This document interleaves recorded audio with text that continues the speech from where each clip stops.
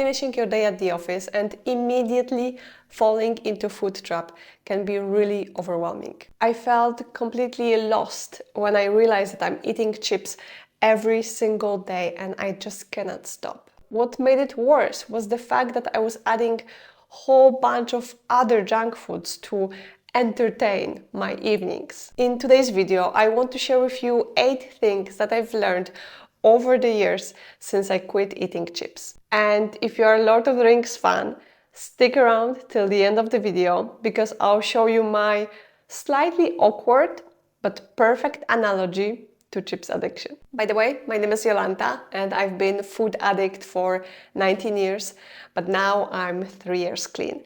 So without any delays, let's get into the video. Number 1, food industry. I know that this will sound a bit harsh, but food industry does not have your best interest at heart. Think about it. These massive trillion-dollar corporations need to make as much money as possible for their shareholders. And how do they do that? By creating foods that are super delicious, but also totally addicting.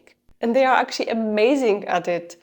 The problem is your health won't be better off because of it. Number 2, infinite flavors. When I moved from Poland to Dubai for my job, it hit me that in Poland we don't have those crazy chip flavors. And hell yeah, I was going to try them all. And little did I know that this kind of food exploration, tasting different flavors would actually dig me deeper into my food addiction. Number 3, old friends. This point is actually linked to the previous one. Even if I tried new flavor one day, still the very next day I would go back and buy my old favorite bag of chips because it felt safe and familiar and never disappointed me. I was basically in this constant cycle of buying new flavors but then coming right back to the old ones, and that cycle never stopped.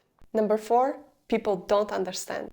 You know how you tell people that you smoked cigarettes for years, how they help you manage your stress, how many times you try to quit without success, and then this pivotal moment happens in your life and then you quit smoking for good. It's nice, believable and relatable story, right? But here's the thing.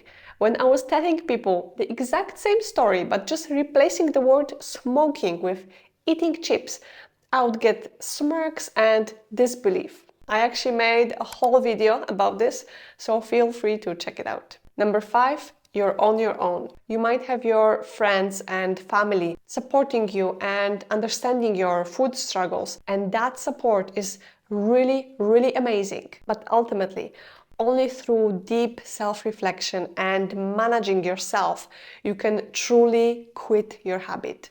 Therapists, doctors, book authors, coaches, sponsors, influencers, whoever you choose, they can absolutely help guide you. But in the end, you still need to put in the work and work on yourself. Number 6, deeper issues.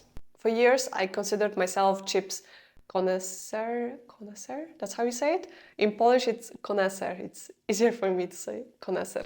I knew every single flavor in my local grocery store. I was thinking about the texture and how the chips would be melting on my tongue, how the chip dust, that's very important, would taste. And that was super important for me when I was picking my bag of chips.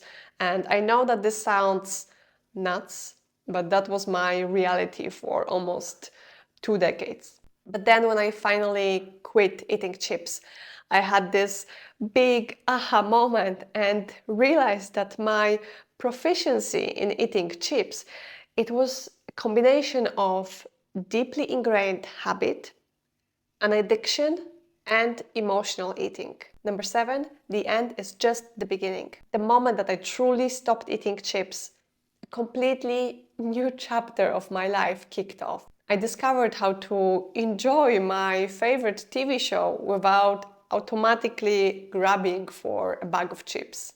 I also understood that junk food wasn't necessary to feel this empty feeling of boredom after work. Think about it. Just like there were endless new and exciting chip flavors. There's a whole world of new and exciting things waiting for you to try. Maybe something totally different like surfing. That's me! Finally, number 8, Lord of the Rings analogy you've all been waiting for. Heads up, there is a spoiler. Do you remember that scene where King Theoden was completely manipulated by Grima Wormtongue, who was sent by Saruman? Then Gandalf finally released the king from that spell, and he was free from all the poison that had been poured into his mind over the years. And suddenly King Theoden was alive again, able to see what had truly happened, faced reality and prepared for the battles ahead. I know that this probably sounds ridiculous, but this is exactly how I felt when those chip demons were sitting in my mind. So here's the final lesson. Do whatever it takes to break your addiction. And even if that means comparing it to Saruman's voice whispering to you. Let me know in the comments if that just made you want to watch the whole Lord of the Rings series again. And you're welcome.